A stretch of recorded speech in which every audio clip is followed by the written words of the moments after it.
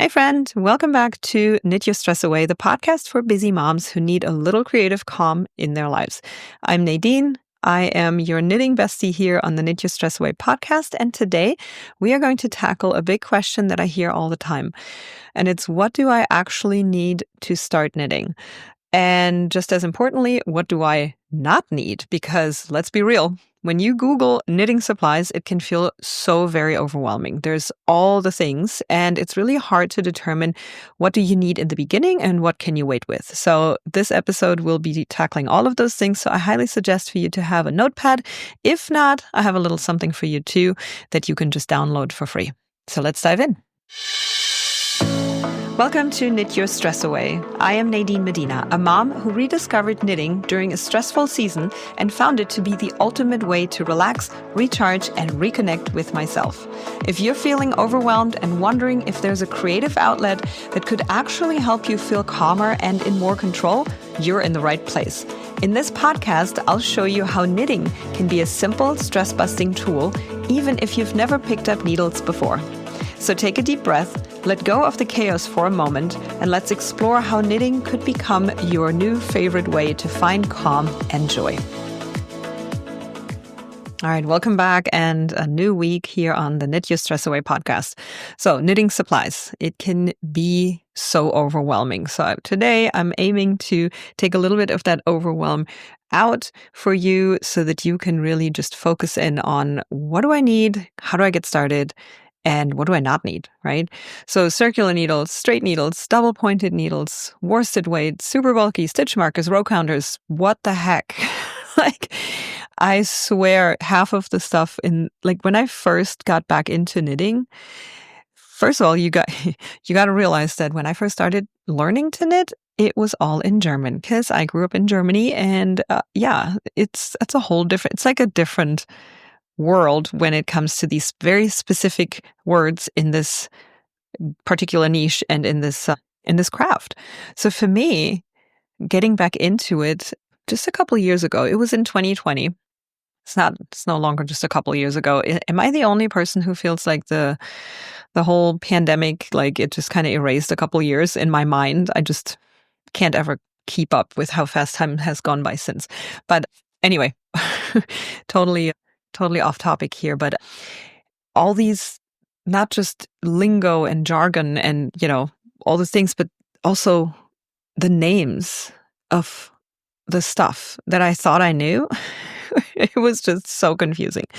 So even if you're not dealing with the language barrier that I had to kind of figure out and, navigate around, it would have still been so very confusing for me, especially when it comes to yarn weight and, little tools and stuff that you need. And abbreviations in patterns, don't even get me started on those. Like, what? But if you've ever felt completely lost looking at all of these things, let me just tell you that you're not alone. At least that is my personal experience. So I'm here for you now, turning around and passing it on to you so that you can cut through all that noise and just know what you need and get started, right?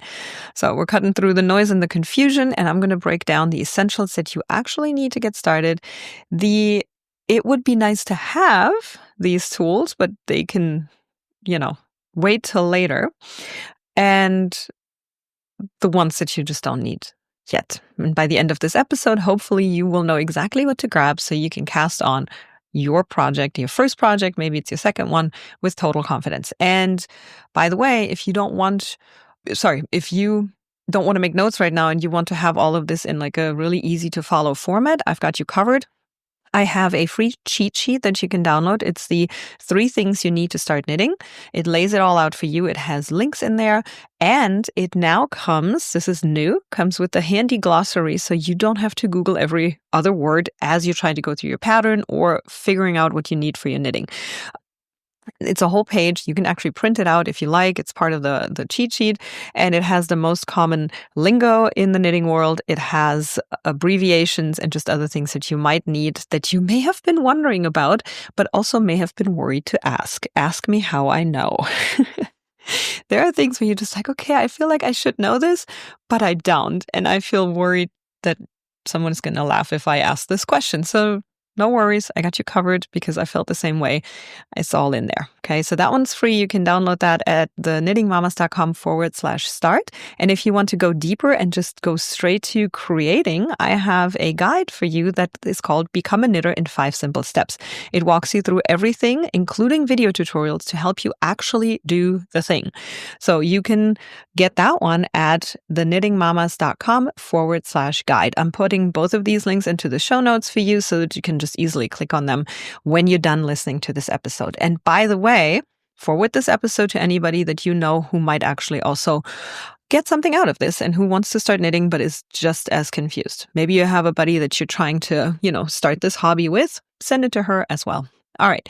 What do you actually need to start knitting? Let's go with the essentials, because that is all you need. There's literally no reason to unnecessarily spend money, confuse yourself, and, grab things that you may not end up using at all. So let's start with number 1, which is obviously a pair of needles. You're going to need knitting needles. For me personally, I go for circular needles, even if you're knitting something flat, which is most likely what you're going to do if you're a total beginner. I highly recommend starting with a flat project, not something that is knit in the round.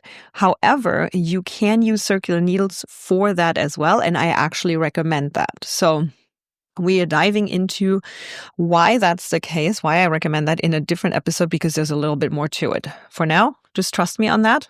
The best needles, even for a total beginner, are circular needles. The best size for a beginner, in my opinion, and after trial and error and, realizing what works best and what doesn't, is a US size 8 or 5 millimeters. So that's the same size. One size is the United States size. The other size is just a millimeter size. So that would be a European size. You will find both numbers on the package and on the needles themselves usually. So it doesn't matter what you when you type it into Amazon or Google or whatever, it'll come up with both and you should be able to find those.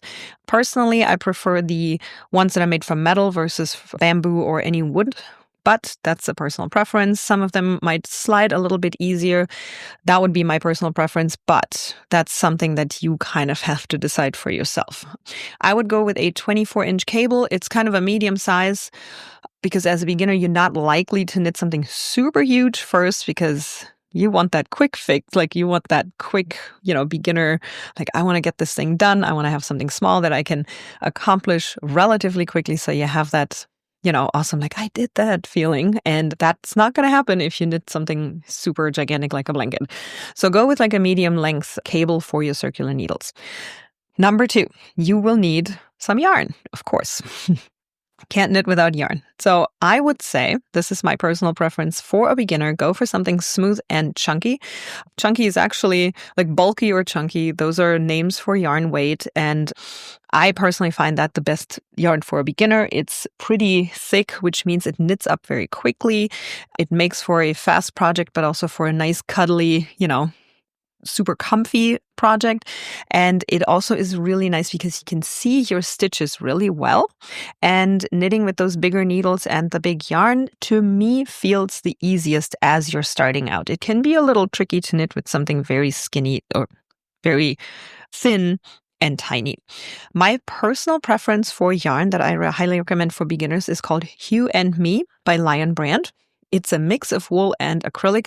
And for me, who has a little bit of a wool allergy, this is actually perfect. Even though it has some wool in it, it's still not enough to bother me. But I do know that there's people out there who even can't stand this and they have to go full acrylic. So make sure that you can only really figure it out by using it and then seeing if you're allergic to it or not. But you may already know. So find the one that works for you. But I would definitely go to a website that is specifically for yarn. It could be Lion Brand, it could be any of the other ones, because they usually have their yarn sorted by various factors. It could be by color, it could be by length, whatever, but it's also often by weight. And then you just go for the bulky or the chunky yarn weight and just see what you like. The third thing that I recommend having as you start, and this is actually it, those three things, it is a tapestry needle. And this is just a pretty thick sewing needle that is blunt at the top, and it helps you weave in the ends when you're done with your project. This is, for some people, sadly, a part of knitting. For me personally, I actually enjoy it, so might as well embrace it because it has to happen with pretty much every project, where the end of the string of the yarn, the tail that you have in the beginning and in the end of your project, you have to weave them in, unless you're okay with them just kind of hanging loose, which I don't know anybody who is. So, you just grab that tapestry needle and then you weave them in. All of this is actually in the guide that I was mentioning to you. So there's links in there and everything else. So you can just go straight there, click the link, and it takes you to my favorite tools right here. So those are the three things that you absolutely need if you want to start knitting today. That's it. That's all you need. So don't even worry about anything beyond that, really. So what is nice to have, but not necessary? There are some things that can help you, that make knitting a little bit easier, or that you just want to have down the road. But again, they don't have to be in your bag first thing. So the first thing here is on my list is a pair of scissors. The reason why I put this here is obviously you will need them. As you finish your project, you're going to have to cut the yarn, but you can use like a pair of scissors from your kitchen. So no big deal. You don't have to get like a, fancy crafty scissors from a craft store, but you can, of course. Obviously you can, but you don't have to. I'm still using a pair of scissors that I have from my sewing days, which I still sew sometimes, but not as much.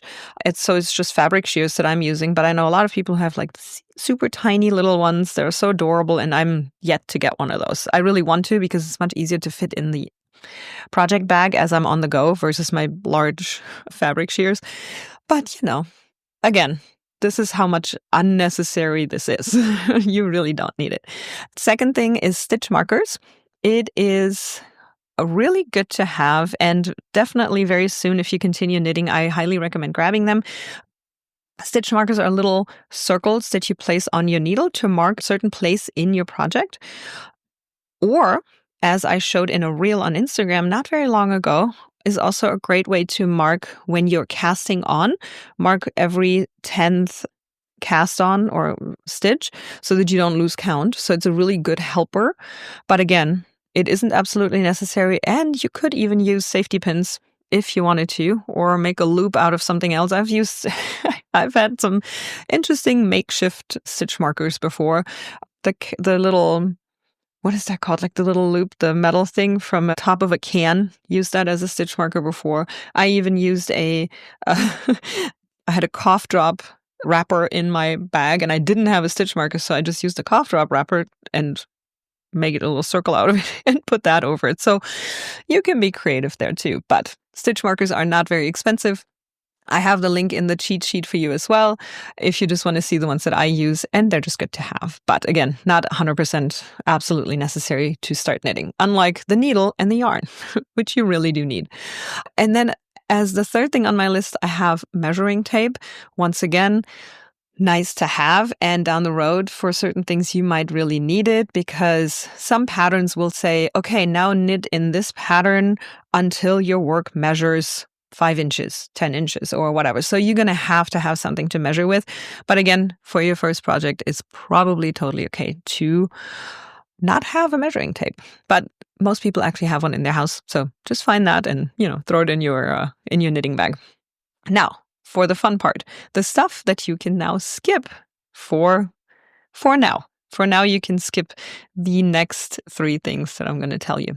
Number 1, any fancy needle sets or interchangeable needle sets. Super awesome to have. I'm not going to lie. I have one and I do love it. It's very convenient. However, you do not need 10 different sizes of needles when you're just starting out. So stick to that one pair.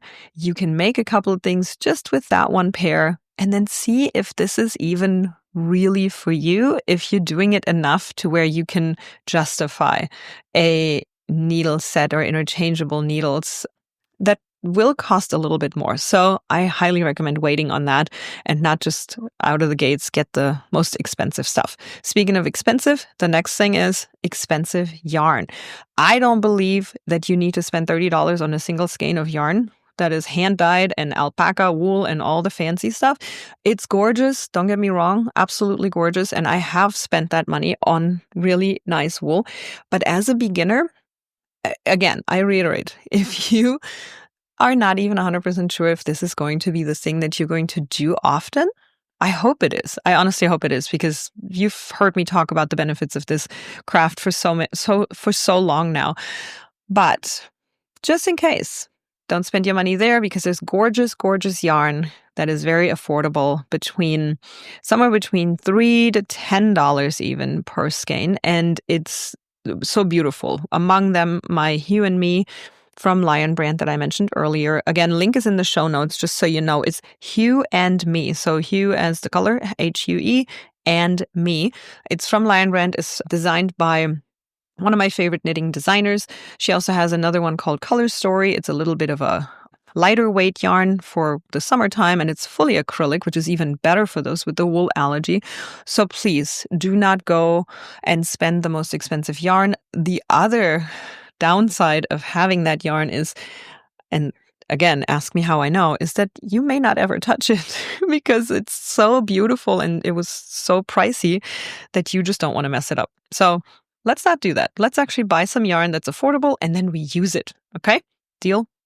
All right, number 3 here of the things you do not need is a complicated pattern. Let's keep it simple in the beginning.